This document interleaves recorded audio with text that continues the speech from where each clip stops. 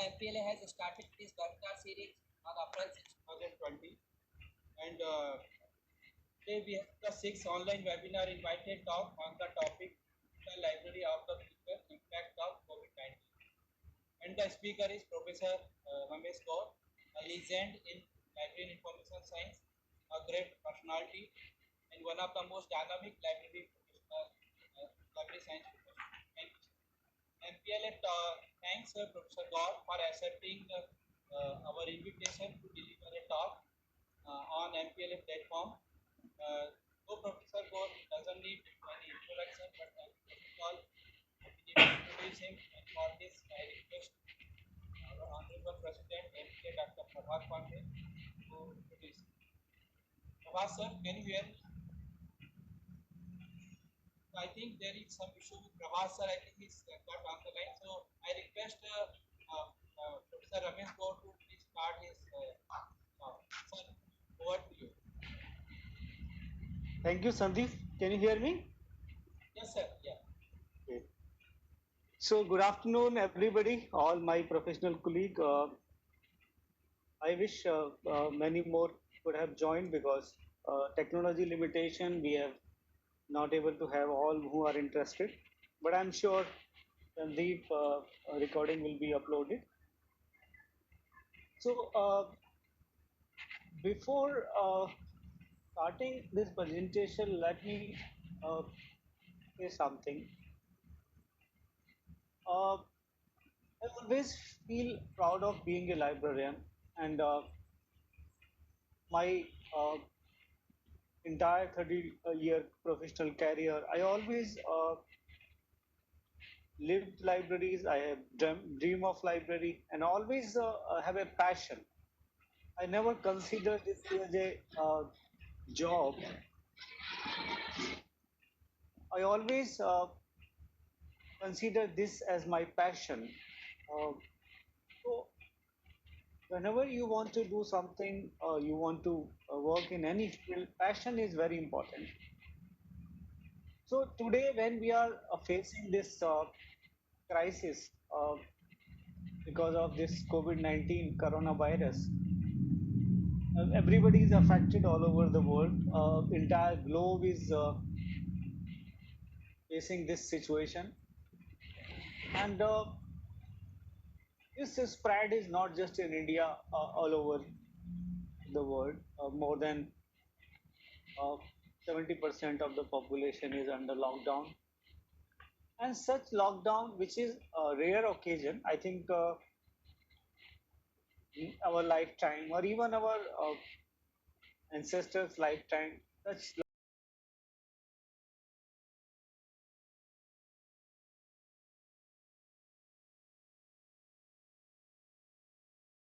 good search strategies because physically you are not involved. You cannot help a user, and then also different kind of authentication and authorization. How to really justify which contents are original, which are not fake. So all these things should be properly understood. You should have a remote access technology. You should have like search discovery services. You should have good teaching learning aids. You should have research data management tools, how to, and then definitely server and storage. So this should be these are the current needs, and it will be more relevant and more important in the future. When we talk about digital library of the future, these tools are going to play a very important role. Now, what are the steps involved in creating a digital library? You digitize, or you may have born digital contents. You deposit in a particular archival system, you manage them, you preserve them, and then you disseminate over a particular channel. So, the important feature of a digital library, I need not to explain, you all are important eminent librarians. I'm going to talk about various kind of the metadata standards. You are familiar with that. Like basically now, my focus is to let you know. Please switch off your mic. Somebody's mic is disturbing. So, how to like what a user is doing with the digital technology? You want to gather literature, you want to record certain kind of references to attend classes, classroom lectures, because after classroom library all started. This, you want to discuss a PhD topic, synopsis with the supervisor. I think, Sandeep, you should mute all those people. Like, Okay, sir. to keep with current academic debates, to attend conferences, to tell about. So all these are the requirements of the user community. Now, how to basically communicate with the user community? You have to have different channels, and these channels which we are talking about teaching and learning tools. See, I have been using these tools almost more than 7 to 8 years. So now it has become, these tools have become very important because of this pandemic situation. Earlier, when I'm member of many international committees, so meetings are organized using for these tools on regular interval of time. So so librarians have to familiarize with all those learning tools. You have user orientation program. You have to conduct kind of uh, some training workshop.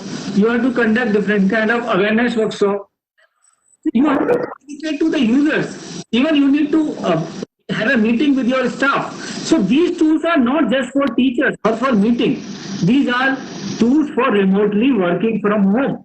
These tools are remotely explaining your resources to your user community. So now current age librarians or digital library of the future should also integrate these tools in your learning tools. Know about all those things. Like Google Meet has recently announced it's going to be free. Some of them are having free version, some of them are having some kind of cost involved in it. So choose according to your requirement. So these tools are going to play a very important role in digital library of the future. Now I'm going to very intentionally going to talk about this education 4.0. See, Internet of Things have given a new idea about education 4.0. And what is this education 4.0? It is the future of education. So here, this education 4.0, I will not speak more on that, but I will give you some idea that this is going to be a different education system what we are seeing today. And that education 4.0 is perfectly fitting the spectrum of current situation. Like how this education 4.0 is going to make an impact. It is going to focus more on anywhere, anytime access. It is not necessary for a student to attend a class or to come to the library or to come to a particular location anywhere, anytime. He or she can have access to the resources, teaching material, learning material. It should be personalized. If we focus on individual needs, and most importantly, it should be flexible delivery system. It's not be a very rigid or restrictive system. And teachers are going to play a role of mentors, not the educators. It should be based on practical applications. And it will be more project oriented. And student will be responsible. Student ownership is very important that. So evaluation, not examination system. Like currently we are struggling to have online examination or examination. But if you have a proper evaluation system, which is being advocated in education 4.0, then you are going to understand what is this education need of this particular hour. And education 4.0, there are something more. It will be more focused on e-learning tools, personalized learning, bring your own device culture. It will be project-based work learning, project-based working, and mentoring is going to be very important in this particular education 4.0. There are some of the other characteristics of education 4.0. I think you should read it. I've already given this PowerPoint presentation to Pravas to upload on the website. Anybody can see it. I don't have any copyright on that. So with this academic life 4.0, you as a life really think of understanding that this education 4.0 is going to be aligned with libraries 4.0. So now you should work on methodology, on the tools, And digital library of the future is to fulfill the need of education 4.0. And you should understand what is education 4.0. Now let's talk about anytime, anywhere access. What is important in anytime, anywhere access? Resources. Why these are important? Ease of access. You no need of visit physically. Everything is one click away. Easy to store, read, carry, whatever. Easy to track and usage. Huge information reservoirs. One small pen drive can have large information. It is regularly updated, and many times multimedia format in that multiple formats, and this provide quick information, quick delivery, provide various search options, provide special it's very easy to provide services like SDA alert services. It is very easy to provide useful a citation and save the time and the space. And these e-resources are perfectly fulfilling all five laws of Ranganathan's, uh, like it may be save time, save space. Every reader is e-resource, every e-resource a reader. E-resources are for you. So, in real sense, all these things are fulfilling all Ranganathan's law. Open access, you all are aware of that. I'm only talking that you should basically understand this, and as a librarian, you should prepare a certain kind of resource list. Now, how many of are you aware about Internet Archive, Hathi Trust, uh, World Digital Library, World Global Library, National Digital Library of India? There are number thousands of such libraries exist for different kind of library. There are school library, digital libraries. There is a public libraries. There is a research library. There is a academic library. So all kind of libraries are having open and free services available. So my saying that as a librarian, first you should learn, develop a resource list, and if that resource list is available on your website, it will be easy for users. Now, in this pandemic situation, if you have provided all those lists to them, it is very easy to. The example I quoted for JNU, I am able to search that book from uh, Internet Archive. So that book, which is available in Internet Archive, and similarly you can serve your user. So open access resources are going to play key role in your next such situations or in this pandemic situation.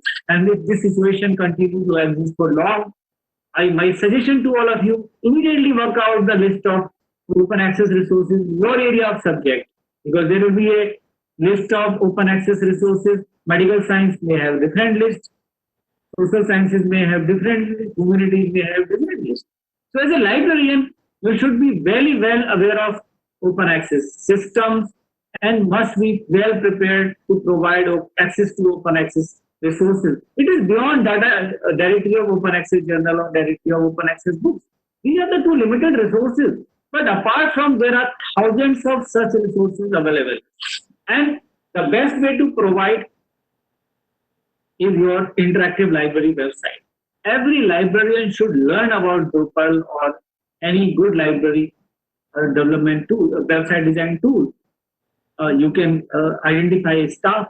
See, this JNU library was developed by the person who just referred. I referred in the who is currently in a college library in MP.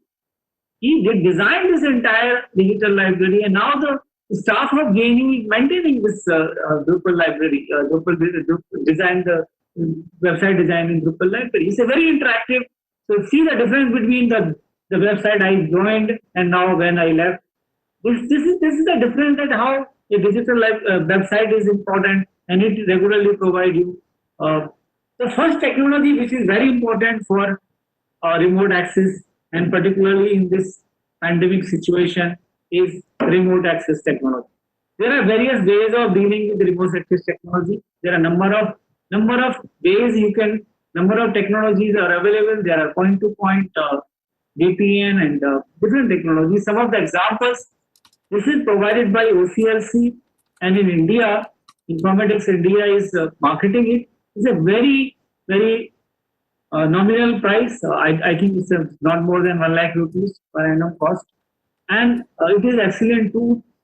we implemented in JNU, and whatever JNU resources are now being accessed with this, is still working as a very good tool in, and a number of libraries in the world are using Ethernet proxy. This is, you can provide access to your n number of users. Like all 8,000 students of JNU were provided user account. Because what I did, this their email IDs were connected with uh, Ethernet proxy. So you need not to do anything. The same email ID which was provided by JNU to the student or to the faculty, the same, they were using the same email ID. So it was easy, same password, same email ID, no need of any user account, nothing else. It is very easy and very simple applications to do it. And that is also on the cost of one journal. The cost of one journal may be 1 lakh rupees. Why people hesitate in implementing such technologies? 1 lakh rupees is nothing. And every library should have this kind of technology. Open Athens, it is also an option, but expensive option and having certain limitation also. Uh, I think there are a number of other. This is also this is open access to Civolith. VPN technology is one option. There is some Indian product, remote access is also available. So you choose whatever you want. So digital library of the future must have remote access in place. Without that, your libraries, digital libraries of no use. Okay. So now let's move to the another good facility required in accessing anywhere, anytime access. See, basically now internet is having so much information. Google provide thousands of references. Now, in library, you are having number of databases, you have a institutional repository, you have a digital repository. Now, there are so many. Like in JNU, that time we were subscribing 72 databases. So, a student has to go 72 link, has to go library catalog separately, has to go ETD repository separately. So, in that context, this technology is one of the most progressing and most important technology. If you see worldwide, now because of so much information available, searchers are really frustrated. They don't want to search. They want relevant answers. They want in a very simplified manner, and they want a particular relevant information. So user behaviors are changing. So if user behavior are changing, your policy should change. Digital library of the future should provide simplify the things. It should not make complicated. And what is the simplest search in today's world? Google. Very simple, easy, fast. There may be some other issues with the Google, but it is very simple. So to overcome these problems, in library field there are certain kind of search facilities like federated search is the one in which you can integrate all your library databases, catalog, and everything in a single search. In federated search, there is a direct real-time search. When you are making a query, your search is directly going to the publisher's databases or your library catalog. It is doing the way just like Google. Like you are going to this is a kind of Google surfing also. When you are searching, every site is searched and then results are being compiled and arranged in the relevancy ranking. There are sometimes the server speed is slow, sometimes the indexing technique used by the database is not correct. So what happens? Like sometimes you are not getting very accurate result, and also sometimes results getting result is slow. Speed is slow, server speed is slow. So all this search is affected by the quality of the server, the quality of the resources available, indexing system used by that particular resources. So to overcome that, a new system developed by the many companies, which is called discovery services. This is a very easy service, easy things to do, single entry point, and meta search concept has been introduced in it. So like how it works in web skill discovery services, a consolidated index is developed by the service provider like AppSco or Process. They are a service provider. They have developed AppSco Discovery Services or something. So they are harvesting the data from all these servers, and they have developed a pre-built harvesting and indexing system. Like when you are searching, you are not going to Progress directly. You are not going to your catalog directly. You are not going to MLA bibliography directly. You are searching this consolidated index, which is called meta search also. So, the result of that, when you are getting result search, you are uh, getting very fast, and also you are not affected by the speed of the server. And sometimes certain kind of uh, these tools database not available under meta search. So in that case, you have a combination of, like many service provider, what they have done, there is a combination of federated search and web discovery search. So this Baptist skill discovery speed is fast, results are accurate because they are designing indexing system. It is a post decided post index kind of database indexing system. So your work is done fast. Any kind of such material can be integrated, and it's a complete discovery to your resources. Complete Google-like search to your library resources. It may be open source. It may be. You can ask service provider to link such open source also. You can ask them to link Internet Archive. You can ask them to link Happy Trust. You can ask them to link other different in this particular integration system. You can ask your library catalog, your all kind of e-books or digital repository, journal databases, and through link resource where it can be the perfect solution to you.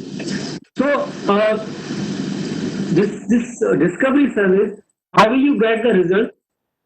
By arranging in terms of relevancy ranking. These are the kind of, like, this is a screenshot where you have results from the books, from the thesis, from your library catalog, from Elsevier, from Wiley. So in this manner, what result you are getting, everything is integrated, and finally you are getting a book from catalog, journal article from a Springer, journal article from Wiley, or an ebook from other publisher. So, and you can refine this search by modifying it by year-wise, only full text. So you can do whatever you can do in a Google. But the difference between this search and your search is that Google provide everything. Here, only resources which you want. Your user will get access to only those resources which your user want. So that is the search people need. That is the library of the futures. There are a number of such discovery services are available. JNU library was the first one to implement in terms of university library. Now many other universities and institutions have implemented. There is someone from Progress, Promo from Max Libris. Promo is now from Progress to marketing both. Then there is a Viewfind, which is a open source discovery. You can try if you are good in technology. So this is a screenshot of this single window search we implemented at JNU. And by combining this with remote access, it can result in a highly used resources. See, this is the difference between when we implemented this in 2012 and in 2015. There is a 3,704% increase in terms of access to the resources. You can imagine, and this also helps you in many other ways, like knowing the trend, which month how many downloads were done, which is the peak time when students are most doing. This also helps in your subscription, like usage statics of your own resources. You can you should not depend only on publishers' usage statics. This can also help you in understanding that which database is used by how many people, which month how many, and total download and all those things. So this can also help you in trend of usage also. And institutional repositories also very important. If you have your own publication under institutional repository, and if that you can access through remote access, this is another important thing which in this situation can be helpful. Now, I'm also talking beyond your library resources. Digital library of the future is not restricted to your resources only. You have to look beyond your library resources. What all is available in the universe? So, whenever you want to search such things, where you go to Google. Your users will also go to Google. But do you trust Google? I never trust Google. Google is not trustworthy in terms of giving best result, most relevant result, best authenticated result, because Google does not guarantee the information is safe or not. Google does not guarantee information is peer reviewed or not. I was searching for top open access journals, and result was Omics International was the first one to search. Why Omics International was the first one in the result? Because Omics International is paying to Google. There are a number of ways Google search can be influenced on the basis of mass search. Smart people can bring their own product and services in the top ranking of Google search. It is very easily possible. People know how to manipulate that. Although Google keeps on inventing, but I still believe, and I have mentioned this several times, Google provide access to just 15 to 20% web contents. Rest 80 to 85% web contents are not accessible to Google. Now, what are these contents? These are called deep web. Deep web, which is referred also a invisible web, or it is also referred as a hidden web, and this large, and the size is huge. If you see the size of deep web, it is thousands of times higher than the surface web, Google web. So what Google can search is a limited part of the resources. So now how to search this large deep resources? Do you know? So first you should train yourself, and then you should train your users. Believe me, on the basis of my experience, I keep on talking to, I deliver talks more to the academic community than to the librarians. And I found they are ignorant about these deep web resources. They don't know how to search it. So this is a good opportunity for the librarians of the future, and digital library of the future is something going to play a key role in this deep web search. How to search this? You know Federated search, you know Google searching, and there is also a meta search. So all the using these technologies, different kind of specialized search engines have been designed by the various people, and these search engines have been divided into different categories. There is a semantic search tools and databases, which can help you in searching many of the relevant resources like Zotero, Freebase, PowerSet, Cartoon. All these lists have been provided. Similarly, there is a meta search engine. Many meta search engines, academic like World Career Guide, Fizzle.com, Dogpile, Culsty, Infomine. All these are the meta search engines. So you can guide your users to look for it and find out these kind of search engines. Then journal search engines. There are academic search engines. Google Scholar, you should not use Google, you should use Google Scholar. Google Scholar is a WorldCat, Base Plus, directory of open access journals, directory of open access books, virtual learning center, directory of all these are internet archive, all these are academic search engines. They provide most authenticated information. It is they don't provide you fake information. They provide you only information which is well tested or peer reviewed or scientific search engines. These different science.gov or PubMed and all those scope, all these are scientific search engines. You can design your own custom search on search engines by customizing using these tools. There are different kind of collaborative information and databases. We should look into that. There are a number of open access search engines, Corebase. They index only authenticated databases and resources. And we talk about culture heritage. Similarly, the same problem in culture heritage. Open data is not easily available. So, for libraries who are in libraries or cultural institutions, have to really look into creating visibility of their resources. That is very important. The museum, libraries, and archives, hardly their data is accessible over the net. And this current lockdown period, most of the users are unable to access those libraries, museums, and archive databases. So a lot of work has to be done. So digital library of future cannot be complete in India, and then we have data from all the fields. So we are lacking Hello. data and humanities. Now, when we talk about data management, there are different kind of data visualization tools available. There is a web publishing tool, there is a data managing tool. All these things need to be prepared. When we talk about how to create an institutional repository, I will give you some example of repositories. We have Shodhganga and Krishi Prabha, which provide access to the large number of EMC system. But you should digitize all your thesis and dissertation. And you can provide in multiple platforms. It should be accessible in your catalog. It should be accessible over space, and you can be part of as well. I remember when I digitized all thesis and dissertation of JNU. You should be happy to know that that time only 1,000 data was available. Now it is more than 2 lakhs. Besides, one thing which I want to is that you should look beyond just your library. Like this was a thesis tracking system developed in JNU when I was there. Under this thesis tracking system, concept of one electronic thesis was evolved. So students were supposed to submit the PDF file of thesis. No DVD, no CD, nothing. They have to upload in this database, and that CD was coming to the library.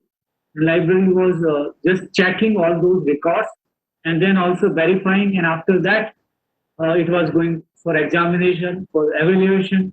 After evaluation, the notification was generated electronically, and even vice chancellor was nominating those examiner automatically.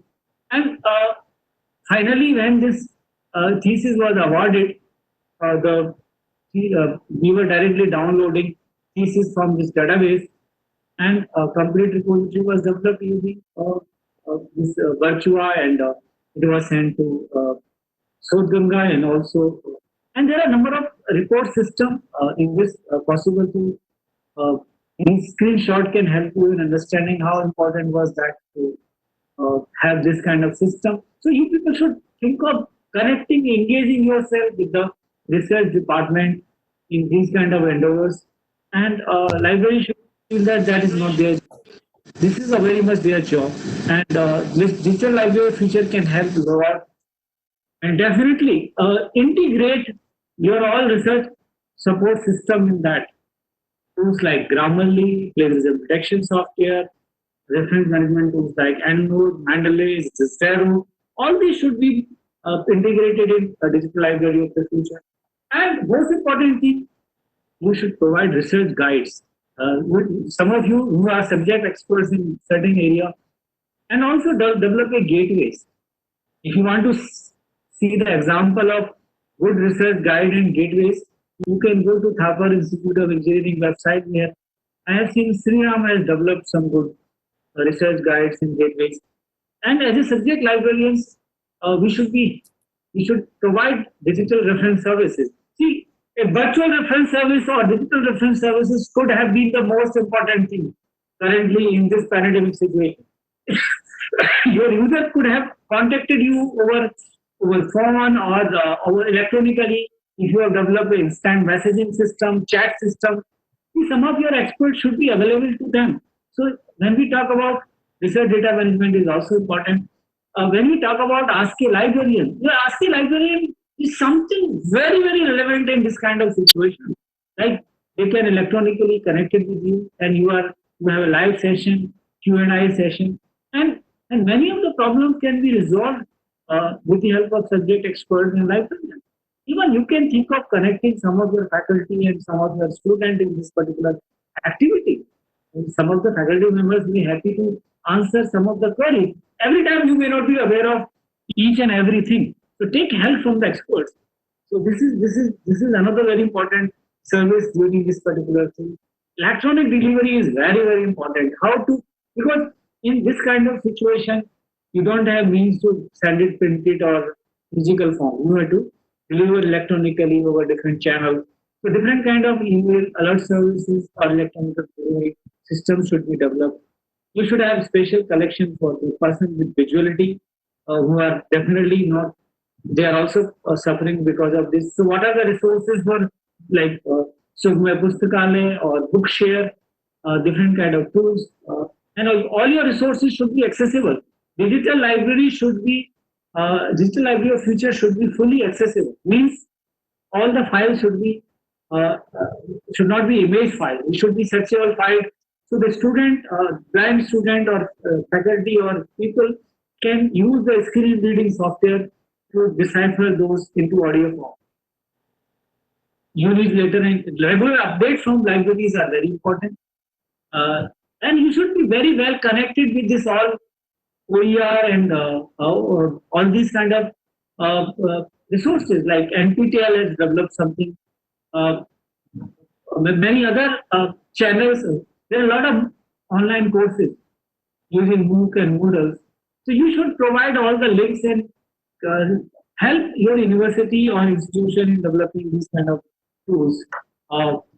Virtual tour of library is the most important in today's situation.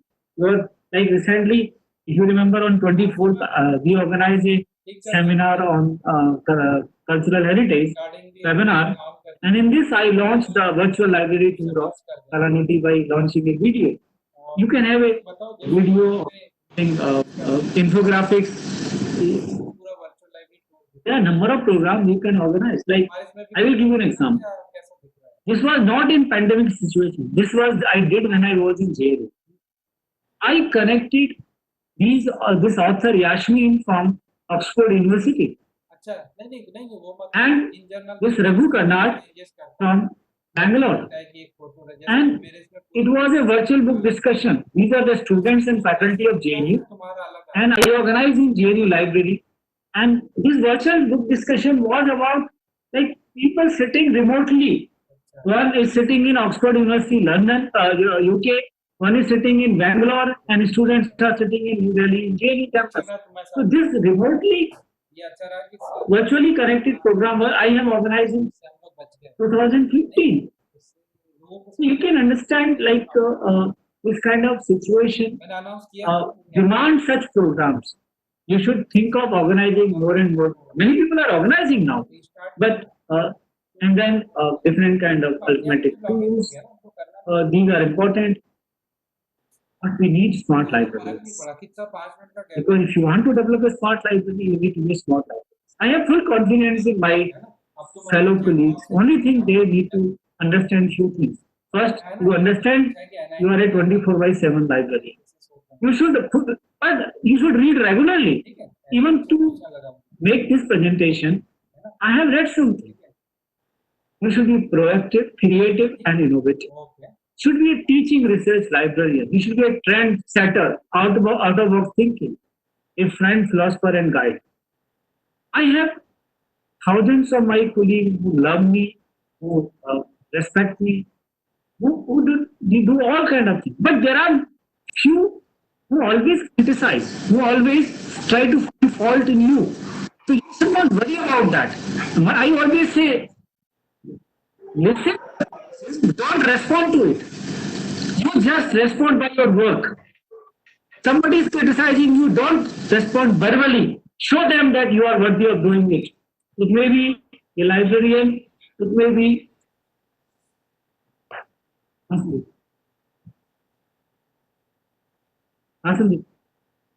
Hello? Sir, please go ahead. Please go ahead, sir. Yeah, sorry. You may be a librarian, the criticism may from your library colleagues, maybe from somebody teaching, somebody from research, somebody from your home family. Should not worry about that, but always focus in your work.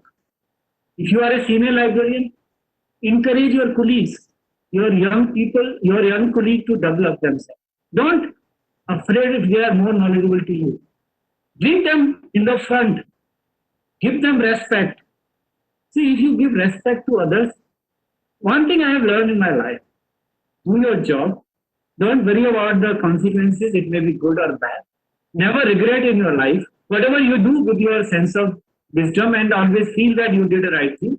And always learn. Learning is a lifelong process. So a smart librarian can change the fate of a library.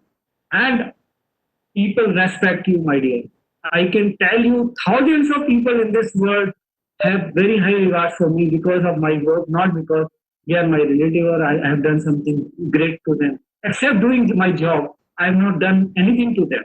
I never given a gift to any of my bosses or anybody. I always given them good service.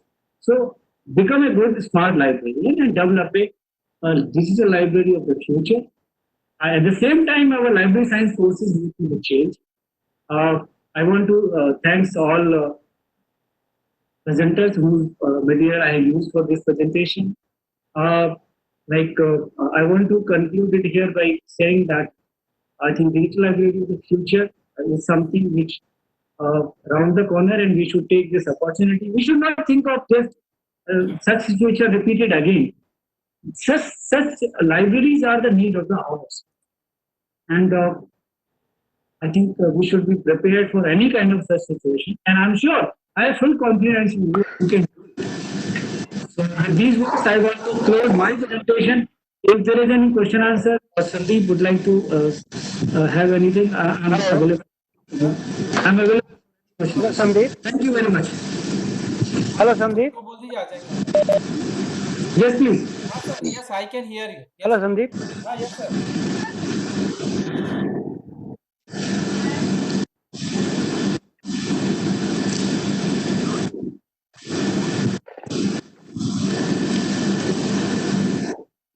Hello, yeah, sir. Yeah. So, hello. Yeah, can you hear me, sir? I can hear everybody. For your nice presentation. Thank you so much for your wonderful presentation. Digital library of the future. Sir, with your permission now, we would like to have start question answer session. And I request Dr. Seema Divedi to first take few questions from the chat box. Yes, Seema, can you hear me? Yes, sir. Hello, sir. Thank you, sir. Yes, You Seema. have, thank you, sir. You have enhanced our knowledge by a very excellent, exquisite information effect, as well as inform us about now best we how can we set up our digital library as well as smart library. In chat box there is one question from Sanmati Jain: why IITs and NITs are not submitting their thesis in Sodh Ganga? Uh, Sir? Very good question, and I think very pertinent. And I think my request to all IIT librarians, they should take lead because they need to convince the authorities of IITs that by putting, see, when I implemented JNU thesis project, many faculty and students were totally against it. They don't want their thesis to be put under Sodh Ganga. I did a lot of efforts in getting it done. So I strongly believe a librarian better know how important is visibility of such collection in a repository like Sodh Ganga. And if I given an opportunity, there are hundreds of reasons to explain them, to convince them that by not allowing access, you are doing injustice to both your PhD student as well as to other. And it is this, and even government of India should take a note of it. They should give directive that they may keep some embargo period, or if something is under patent or something, they should keep those only restricted. But they cannot have a blanket restriction on access to thesis. And I think IIT librarians and government of India and NDLI or Sodh Ganga authorities, this implement should take up it. I will be happy to help them any way they want. These things should be available. Thank you, sir. Yes. Thank you, sir. One more question is from Vandana Khandelwal. Is Viewfind software reliable to use? Yes, Viewfind software is fully reliable to use. And I understand InflimNet has developed something for some university library. I saw some news item where BHU library has been provided some integrated system. I'm not sure, but I think software is reliable. It depends upon like, but it requires some kind of technical skills to understand and to do some kind of program. So everybody, without learning it, you cannot implement it. It's just like you use Drupal for website designing. Similarly, you can use Viewfind for the development of your discovery services, remote access discovery services. Thank you, sir. One question is from Dr. Hemant Kumar Sahu. He is saying we are using EZ proxy. How we can take uses from EZ proxy?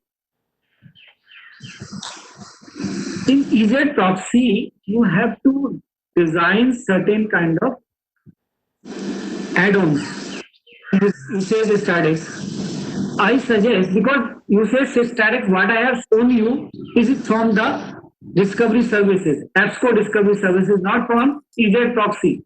But EZ proxy is also having certain add-on which you can design. I suggest you contact Dr. Parveen Babbar. He is Okay. in JNU. He developed something in IGNOU when he was in IGNOU. He developed some add-ons for usage statics for use. Next question. Thank you. Next question is from Madhav Pandey. What is the scope of research for libraries during lockdown period? It is a great opportunity. It is a great opportunity, dear. You should learn and explore new avenues and also undertake various services. Like, I wish somebody should take up a project, impact of COVID-19 on, like, I can give you several topics right now. Impact of COVID-19 in status of remote access availability in Indian libraries. Like, somebody can focus on library, somebody can do it in IT library, somebody can focus on UC library, somebody can college libraries, research libraries, public libraries. So have an assessment of like how many are having. This can be valuable data, like how and use of discovery services and survey what difficulty teachers are facing in their teaching, what difficulty students are facing in their learning during this pandemic situation. This is a great opportunity for all my library colleagues to really do the impact assessment of coronavirus on teaching and learning. And also, this is an impact assessment of remotely working, like how librarians are facing difficulties. It can be a story of librarians, how you are facing difficulty in remote working. All these things should be properly researched and number of opportunities. And this should be the topic for the research. We should not talk about theoretical topics. We should go a little innovative and new topics should be studied. Thank you, sir. Braj Bhushan Khare. To what extent Koha may be helpful in developing digital library? Koha can be helpful to some extent, like you can give the link to the URL link to your resources, but there are certain limitations. It is not a digital repository software, so there may be certain limitation. Definitely, you can use if you have a small collection, but if you have a large, even you can develop a complete website using Koha. So Koha is an excellent software. But only thing is that how much you know about Koha, how you develop the website in it. You can give the complete website design on the home page of the Koha. But the electronic resource linking is possible, but how effective it is, I have not seen any library operational, big library operational using Koha as a digital repository software. Question is from Devasis Bera. Enlist or change the validity period of user every year. How to manage this? See, basically, this need to be discussed in InflimNet by the director, that when they subscribe, they sign a license agreement. I think this is another peculiar problem we are facing. We are subscribing resources in consortium, and this is the problem of all consortium. Most of these consortiums are not subscribing resources with perpetual access. So time when you are extending the term, the past years are not covered in that current subscription.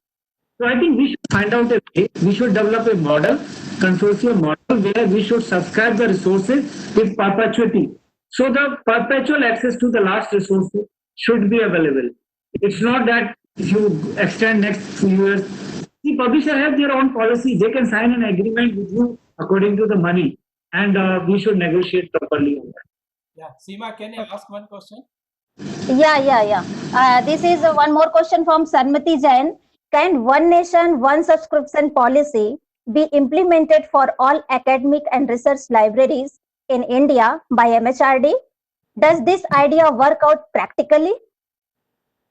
No, I'm not in favor of having one nation, one subscription policy.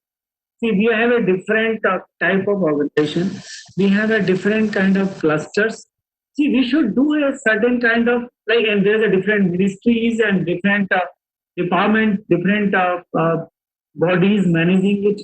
So either if we have a department of libraries, if you have a department of libraries under Ministry of Culture, and all libraries come under that. Once I propose to set up a bureau of libraries, like just like Finance Commission, we talked about Library Commission. So if we have such kind of possibilities of setting up a under the control of one ministry, then it is feasible. But having different ministries, libraries under different ministries, and having different bodies, it is an impractical idea. Like implement is somehow source Sindhu become more complicated once we merge some desk and other consortium. If it is only source Sindhu for university, it could have been better, because IITs are having different department, universities are having different. IITs are very rich, the college library is very poor. So I think there's something. I believe there should be this rethinking over it. We should not have a one consortium only. There may be several consortium depending upon the authorities, funding agencies, and also the kind of subject coverage and types of institution. Okay. Thank you, sir. Thank you. Pathak, sir? Doctor, I have one question. Yes. So this post-COVID era, now we all librarians and special institutions, now we fear, especially the library, we may face this budget crunch. So what tips you'd like to give to the librarians to cope up with such challenge, considering the financial crunch? See, no library is self-sufficient. Every library always has certain kind of resource crunch. Now, a good librarian learn how to manage it. So, there are various ways of dealing with it. First, convince the authorities to get more money. If it is not possible, then try to find out some other options. In CSIR, there is a corporate social responsibility. There are a lot of industry, there are a lot of corporate organizations, and public sector companies. They provide money for different activities. Librarians should learn how to use these earnings. And if you are an academic institute, your alumni can be the other source of information. You can contact your alumni, talk to them, and help convince them to invest some money. Apart from that, like I will give you an example. There is a university library in South Korea. I visited that National Library of South Korea, National University of South Korea. Your entire university is funded by friends of the university, mostly alumni and some public people also. I will give a very interesting example. One of the person, he was having a son, and his son was not very good in study. So he warned him that either you do some good thing or I will donate the entire money to the university. And he donated almost 90% of his money to that university. Hello. So there are a number of people who do social charity. And last thing which I recommend, there are a number of open access resources. We need to learn how to integrate those resources in our library resources. See, when I was asked to provide this book on French book from JNU. See, I look for Internet Archive, Hathi Trust. See, I can tell you, one or other place these resources are available. Only thing we need to learn how to explore these free public or free access or open access resources available all over the world. There are ways like ResearchGate or many things like I remember one of my colleagues, Shipra, she used to provide many articles which we were not subscribing from the authors directly. So I think we should learn how to like गरीबी होती है तो what we do एक रोटी से और प्याज से लोग खाना खा लेते हैं ना. So I think we should learn how to manage without money with minimum resources. We should never like we don't have. I have automated a library using Excel software. So we should not always think we should have high infrastructure, high money. You have to try for best, but if it is not there, should not stop your work. Try to find out ways and means to do it. One more question I have, sir. Myself is important. Sir, especially in abroad, the Sci-Hub, even now when they are negotiating with the publishers, they bring out this issue. But in our country, when we talk about Sci-Hub, we say even we should not send those articles by official email IDs and all those things. So how you see, sir, Sci-Hub in the overall context? Okay, so there are two things which I can talk here. One is the Sci-Hub, another is the Plan S. Both the things really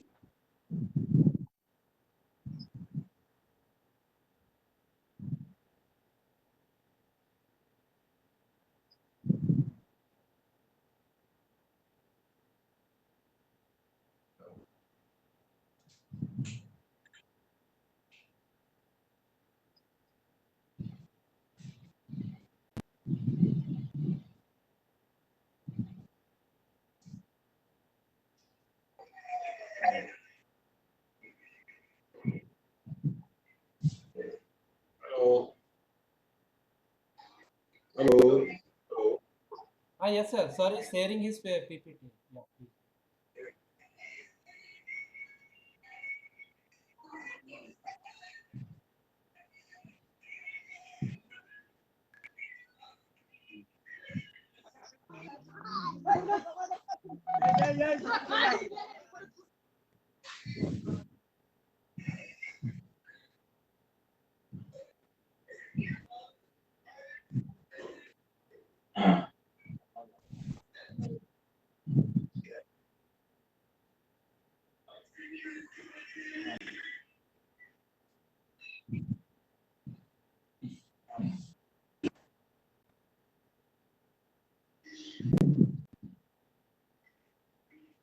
Hello. Prabhas sir, I can hear you.